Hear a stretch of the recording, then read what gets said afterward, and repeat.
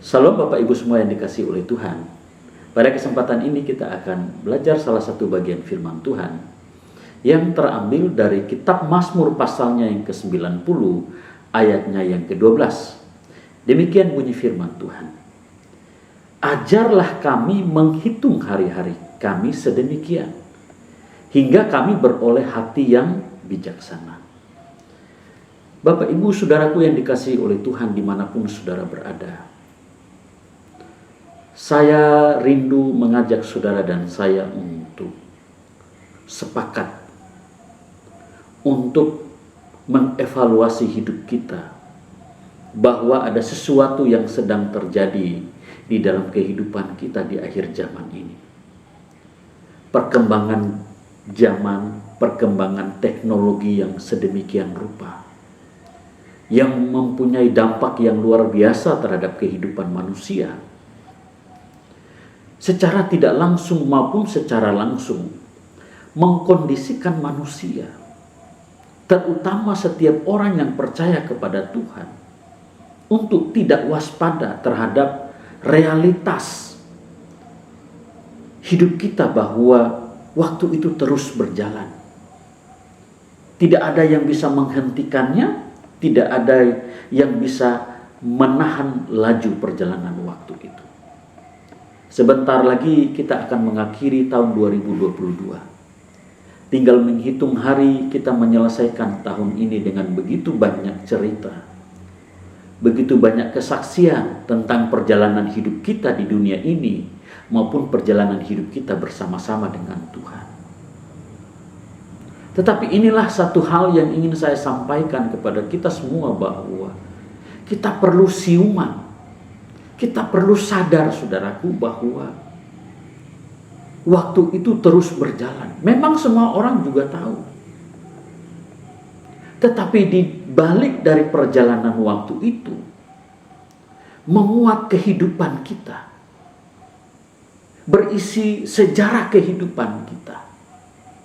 Setiap langkah hidup kita itu mengandung isi, mengandung makna hidup. Maka pertanyaannya adalah, apakah waktu-waktu hidup kita itu bermakna bagi Tuhan atau tidak, saudaraku? Saya berpikir, saya mengevaluasi diri saya juga, saudaraku, bahwa walaupun kita sudah tahu kebenaran ini, saudaraku, tetapi tidak mudah untuk mengatur setiap waktu-waktu hidup kita, sehingga waktu hidup kita hanya diperuntukkan bagi hormat dan kemuliaan nama Tuhan Yesus. Bulan-bulan panjang, tahun-tahun panjang berlalu dengan begitu sia-sia. Atau jangan-jangan mengakhiri tahun 2022 ini, saudara tidak mengalami sebuah perubahan yang signifikan perihal kerohanianmu, perihal penurutanmu, ketaatanmu, kerendahan hatimu, di dalam hal meredam emosimu dan hal-hal yang lain. Mungkin ada yang punya kerinduan untuk mau berubah, tetapi gagal sepanjang tahun ini. Maka waktu-waktu hidup yang Tuhan berikan kepada kita menjadi sangat penting dan merupakan sebuah kesempatan yang diberikan Tuhan kepada kita untuk berubah, saudaraku. Memang setiap hari kita mengisi hari-hari kita dengan bekerja, dengan berusaha. Pasti ya, saudaraku. Ada anak-anak kita yang sekolah. Ada juga kita mengisi waktu kita dengan pelayanan-pelayanan, belajar, mengasihi orang lain, dan lain sebagainya. Itu benar, saudaraku. Tetapi sebagai seorang hamba Tuhan, saya ingin menyampaikan bahwa di mata Tuhan menit-menit hidup kita, jam-jam hidup kita itu sangat penting. Karena setiap menit, setiap jam, setiap hari, setiap minggu, setiap tahun yang kita lewati, itu harus bernilai kekal, bermuara kepada kekekalan kehidupan saudara dan saya. Nah, secara umum kehidupan kita hanya berorientasi kepada dua hal. Kalau tidak memuliakan Tuhan, berarti kita pakai waktu kita untuk hal-hal yang lain. Bisa juga untuk memuaskan keinginan si jahat, kuasa kegelapan, atau juga untuk memuaskan keinginan kita, atau keinginan-keinginan duniawi kita, hasrat-hasrat kita, agenda-agenda pribadi kita yang pada prinsipnya tidak memuliakan Tuhan. Itulah isi hidup kita, saudaraku. Itulah sebabnya saudara dan saya perlu diajar oleh Tuhan. Maka di pembacaan tadi, pemazmur mengajarkan kepada kita, Raja Daud di dalam kehidupannya juga mengalami hal yang sama. Dan dia dipakai oleh Tuhan untuk mengingatkan saudara dan saya bahwa kita perlu mengandalkan Tuhan. Kalau sekedar menghitung hari, semua orang juga bisa. Tetapi maksudnya di sini adalah bahwa saudara dan saya perlu mempersoalkan hari-hari kita. Setiap waktu yang kita pergunakan setiap hari itu perlu dipersoalkan, perlu diperkarakan, perlu dievaluasi. Apakah isi dari waktu hidup kita itu berguna atau tidak berguna? Kalaupun sudah berguna pun, apakah sesuai dengan kehendak Tuhan atau tidak? Karena menurut kita baik, belum tentu menurut Tuhan baik, saudaraku.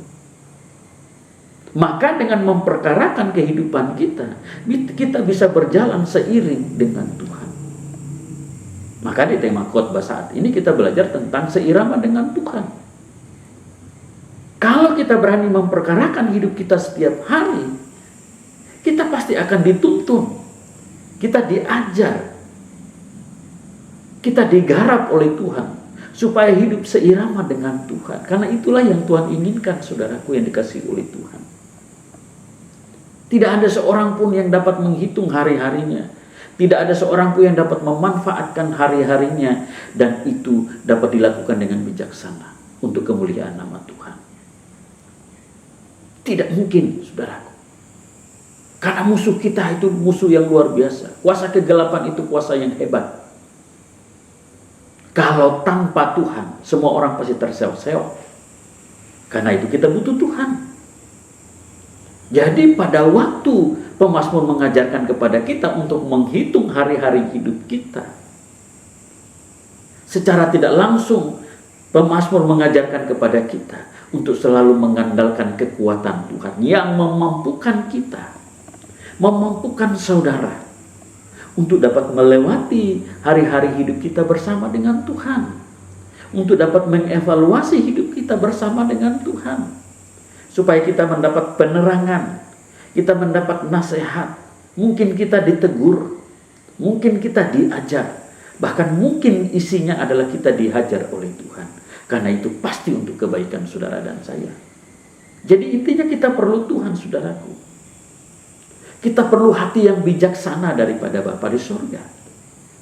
Saudara tidak mungkin bijaksana sendiri, saudaraku. Karena kita terlahir dengan kodrat dosa yang merupakan penghalang utama saudara dan saya bertumbuh di hadapan Tuhan. Jadi perlu Tuhan. Saudara dan saya butuh Tuhan. Bergantung kepada Tuhan, mengandalkan Tuhan Yesus setiap hari, setiap saat, saudara. Setelah itu, setelah saudara mengerti kehendak Tuhan, dengan kebijaksanaan yang Tuhan beri, hikmat yang Tuhan beri, Roh Kudus yang bekerja menolong saudara dan saya, maka sekolahmu memuliakan Tuhan. Pekerjaanmu pasti saudara bisa evaluasi dan bisa tahu apakah ini memuliakan Tuhan atau tidak. Pelayanan kita memuliakan Tuhan atau tidak. Maka disinilah kita belajar berjalan seirama dengan Tuhan. Seirama dengan Tuhan sejak sekarang sampai selama-lamanya. Dan butuh pergumulan, butuh perjuangan. Tidak mungkin kita berubah dengan sendirinya, saudara. Perjuangan berapa lama? Berbulan-bulan, bertahun-tahun, saudaraku, untuk merubah manusia lama kita menjadi manusia yang baru. Butuh bertahun-tahun, saudaraku. Ketidakbijaksanaan kita, saudaraku, karena kita tidak mengandalkan Tuhan atau gagal mengandalkan Tuhan Yesus, itu akan mengakibatkan kita menjadi orang-orang yang egois. tidak bisa diajar oleh Tuhan. Bisa juga menjadi orang yang tinggi hati. Bisa menjadi orang yang lupa akan Tuhan. Persoalan inilah yang dihadapi oleh banyak orang Kristen hari ini. Meninggalkan Tuhan, jauh daripada Tuhan. Dia kalau belok kiri, jauh banget. Mau pulang aja udah susah. Dia meleset dari sasaran, dia belok kanan, jalan kemana tujuannya, saudaraku. Sampai mau balik kembali aja susah, saudaraku. Maka orang-orang yang memiliki hikmat daripada Tuhan, memiliki kebijaksanaan daripada Tuhan, dibantu oleh Roh Kudus, pasti mengerti, oh ini salah, ini tidak salah. Saya udah melenceng dari Tuhan 1 meter, 2 meter, 3 meter. Karena setiap hari dia belajar, beri dirinya untuk diperbaiki oleh Tuhan, untuk dikoreksi oleh Tuhan. Sehingga dia tahu, saudaraku. Inilah maksud kita berjalan seirama dengan Tuhan, saudaraku. Seiring sejalan dengan Tuhan. Nah, kelalaian tersebut akan mengakibatkan kita meluncur kepada kebinasaan, saudaraku. Maka memang sangat-sangat dibutuhkan di tengah-tengah pengaruh dunia yang semakin hebat ini, saudaraku. Dengan teknologi, perkembangan dunia politik, saudaraku, dunia kesehatan yang melanda dunia. Bayangkan perang di negara mana yang ikut menanggung akibatnya, saudaraku. Banyak negara yang rontok ekonominya dan lain sebagainya. Ini pengaruh yang hebat. Otomatis akan mempengaruhi iman dan percaya setiap orang yang percaya kepada Tuhan. Karena ini urusan perut, urusan makan, saudaraku. Perut, makan, urusan sekolah, urusan pemenuhan kebutuhan hidup sehari-hari, saudaraku. Kalau pemasukan kita sedikit, saudaraku, sementara pengeluaran yang dibutuhkan besar, itu kan pasti kita stres. Pasti kita akan mengalami hentakan-hentakan dalam hidup saudara dan saya. Jadi jalan satu-satunya adalah saudara dan saya perlu Tuhan untuk memberikan kepada kita hati yang bijaksana. Oleh karena itu, saudaraku yang dikasihi oleh Tuhan, agar irama hidup kita benar dan seirama dengan Tuhan, maka yang pertama kita perlu, satu, mulai menandai setiap hari-hari hidup yang kita pijaki dengan lukisan yang indah di mata Tuhan. Memasuki setiap hari yang baru, hendaklah kita memulai dengan sebuah komitmen yang baru. Tuhan, saya mau berubah. Tuhan, saya mau hidup berkenan kepada Tuhan. Saya mau merubah kebiasaan buruk saya. Saya mau merubah cara berpikir saya yang tidak sesuai dengan kehendak Tuhan. Saya mau merubah hasrat-hasrat saya, keinginan, niat-niat saya yang tidak suci, yang tidak benar, Tuhan. Yang kedua, kenali setiap tujuan hidup saudara dan saya. Supaya memang benar presentasi hidup kita hanya untuk memuliakan nama Tuhan Yesus.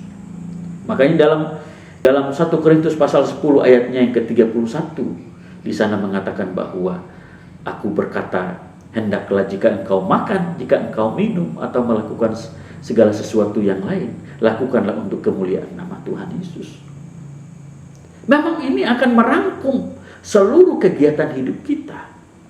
Semua kegiatan yang kita lakukan dari pagi sampai dengan malam harus digerakkan oleh tujuan kita, yaitu untuk memuliakan nama Tuhan Yesus. Yang berikut, mengenali setiap keputusan-keputusan yang saudara dan saya ambil dalam hidupmu. Apakah ini menyenangkan Tuhan atau tidak? Apakah ini menyenangkan diri saya? Atau ini untuk memenuhi hasrat daripada si jahat yang sedang mengintai hidup saya, yang sedang mempengaruhi hidup saya, mempengaruhi cara berpikir saya, mempengaruhi panca indera saya. Kita perlu kenali setiap keputusan-keputusan saudara dan saya. Itu penting, saudaraku. Mulai dengan komitmen setiap hari. Dan yang berikut adalah mengevaluasi apa yang sudah kita lakukan setiap hari. Maka sampailah kita kepada ayat firman Tuhan. Tadi berkata apa? Ajarlah kami menghitung hari-hari kami sedemikian rupa. Ketika saudara mulai dengan hasrat, keinginan, kerinduan untuk menghitung hari-harimu, pasti saudara akan mengisi. Dan maksud saya, jika saudara mengisi dengan komitmen-komitmen yang saya sebutkan tadi, komitmen untuk berubah, dengan mengenali setiap tujuan hidup saudara dan saya, mengenali setiap keputusan-keputusan kita, dan mengenali apa yang sudah kita lakukan dalam hidup kita, pasti saudara bisa seirama dengan Tuhan. Karena orang-orang seperti itu akan didukung oleh Tuhan, akan didukung oleh kuasa Roh Kudus. Tuhan akan memberkati, Tuhan akan mengurapi hidupmu, Tuhan akan menolong, Tuhan akan melindungi, menjagai, menyertai engkau. Karena dia tahu saudara mau menyertai Tuhan. Karena Tuhan tahu saudara memang punya kerinduan untuk menyertai Tuhan. Hal yang kedua, saudaraku, agar irama hidup kita benar dan seirama dengan Tuhan, maka yang kita lakukan adalah kita harus meresponi panggilan Tuhan setiap hari untuk beroleh hati yang bijaksana. Pada prinsipnya, saudaraku, Tuhan Bapa di surga ingin masuk dalam setiap perjalanan waktu-waktu hidup saudara. Tuhan ingin masuk dalam perjalanan hidupmu bersama keluargamu. Tuhan ingin masuk dalam perjalanan hidup saudara di dalam pekerjaan, rutinitas, sekolah, usaha, apapun itu, saudaraku. Tetapi apakah saudara masih mau disertai oleh Tuhan atau tidak? Karena jika Tuhan masuk di dalam perjalanan waktu kita, saudaraku, di dalamnya mengandung pembelajaran-pembelajaran. Tuhan pasti menggarap hidup saudara dan saya. Pasti Tuhan menggarap. Pasti isinya adalah Tuhan mendidik saudara dan saya. Tuhan akan mengevaluasi hidup saudara dan saya. Pasti Tuhan akan menegur saudara kalau saudara salah. Pasti Tuhan akan mengingatkan saudara jika saudara lupa. Pasti, saudaraku. Itulah bentuk tanggung jawab, bentuk pemeliharaan daripada Tuhan. Oleh sebab itu maka orang-orang yang berhak mengalami pemeliharaan Tuhan, mereka yang berhak mengalami penggarapan Tuhan setiap hari, orang yang berhak berjalan bersama-sama dengan Tuhan adalah mereka yang rindu, yang sungguh-sungguh seirama dengan Tuhan di dalam persekutuan hidup setiap hari, di dalam persekutuan hidupnya dengan firman Tuhan, saudaraku. Pasti mereka akan disertai oleh Tuhan. Namun persoalannya, kita sering gagal dalam pembelajaran hidup, saudaraku, melalui persoalan-persoalan yang kita hadapi, pergumulan-pergumulan yang kita hadapi. Karena faktor utamanya adalah keberdosaan kita sejak kita lahir. Maka perjuangan kita yang paling hakiki, yang paling berat, yang paling merepotkan kita memang adalah diri kita sendiri. Kalau kita tidak membuka diri bagi kuasa kegelapan, dia juga tidak bisa masuk, saudaraku. Karena ada Yesus, ada Roh Kudus di dalam hati saudara dan saya. Oleh sebab itu, mari kita berpikir dengan positif bahwa Tuhan itu mengasihi saudara dan saya. Tuhan rindu masuk di dalam perjalanan hidup saudara untuk menggarap hidup saudara dan saya. Karena kita boleh cakap di dalam melakukan segala sesuatu, tetapi belum tentu berurusan dengan karakter, dengan sifat kita, hidup kita berkenan kepada Tuhan. Belum tentu, saudaraku. Kita yang sudah rajin ke gereja, belum tentu secara otomatis kita berubah dan hidup kita berkenan kepada Tuhan, saudaraku. Perlu mengevaluasi diri, perlu memperkarakan diri kita setiap hari, saudaraku. Setiap hari kita harus berpikir bahwa seolah-olah tidak ada lagi waktu untuk mencari Tuhan, sehingga waktu hari ini adalah waktu yang sangat mendesak untuk kita membutuhkan Tuhan, untuk kita hidup menyertai Tuhan Yesus. Pasti saudara akan berubah. Pasti saudara akan digarap oleh Tuhan menjadi pribadi-pribadi yang berkualitas, sehingga saudara layak menjadi garam dan terang dunia. Karena dunia membutuhkan orang-orang yang berkualitas. Sekarang kuasa kegelapan dengan promosinya yang begitu hebat, dia membutuhkan banyak orang-orang yang berkualitas, tetapi mereka tidak berkualifikasi sebagai anak-anak Allah yang layak masuk dalam kerajaan surga. Banyak orang berkualitas di luar sana, tetapi apakah itu sesuai dengan kualifikasi yang Tuhan tetapkan bagi kita semua, saudaraku? Kita harus berprestasi, kita harus menjadi hebat, supaya kita bisa dipakai oleh Tuhan Yesus. Tetapi ingat, standarnya adalah berkualifikasi sebagai anak-anak Allah yang berkenan kepada Tuhan Yesus. Oleh sebab itu, saudaraku, di balik, atau maksud saya di akhir daripada renungan singkat ini, saudara. Oleh sebab itu, saudaraku, di akhir dari penyampaian firman Tuhan tentang seirama dengan Tuhan ini, saya mengajak saudara dan saya, jangan kita terlena. Dunia punya pengaruh yang begitu luar biasa. Kalau saudara tidak bisa membawa hidup saudara sampai ke titik nol di mana ada saat di mana saudara, walaupun saudara kaya, saudara hebat, saudara punya jabatan tinggi, tetapi saudara berkata seperti Ayub yang berkata, Tuhan yang memberi, Tuhan yang mengambil. Itu adalah pribadi-pribadi yang rendah hati dan hidupnya punya potensi, punya kans untuk dirubah oleh Tuhan. Apakah saudara adalah termasuk orang-orang yang seperti ini, yang ketika melihat apapun itu yang menjadi kebanggaan, saudara tidak terikat, saudara lebih rindu terikat dengan Tuhan? Apakah ada lagi kesenangan-kesenangan lain yang menyita hidupmu, hatimu lebih daripada Tuhan? Mari kita koreksi. Maka perkarakanlah hidupmu setiap hari, maka hidup kita pasti akan seirama dengan Tuhan. Terima kasih saudaraku yang dikasihi oleh Tuhan. Tuhan memberkati saudara, memberkati keluarga saudara, pekerjaan saudara, pelayanan saudara dimanapun saudara berada. Sampai jumpa dalam pertemuan berikutnya. Shalom.